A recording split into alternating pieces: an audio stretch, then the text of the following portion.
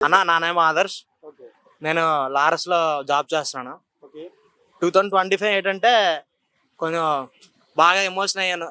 Sad. 26 అయినా మంచి girl friend దొరకాలని expect చేస్తున్నాను.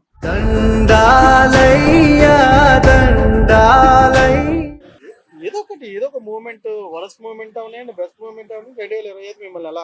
ఏమీ లేదండి, నార్మల్గా జరిగింది. ఓకే. అంటే 2026 ఎలా ఉండాలనుకుంటున్నారు? బాగుంటే బాగుంది, పర్లేదు. ఓకే.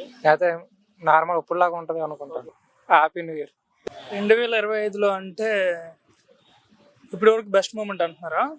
నా లైఫ్లో బెస్ట్ మూమెంట్ అంటే ప్రెసెంట్ అయితే ఇంకా ఏం అవ్వలేదు సార్. 2026లో అయితే ఖచ్చితంగా బెస్ట్ మూమెంట్ మా ఫ్యామిలీకి ఇవ్వాలనుకుంటున్నాను. అంటే నేను సక్సెస్ అయ్యి ఒక రంగంలో ఉన్నాను.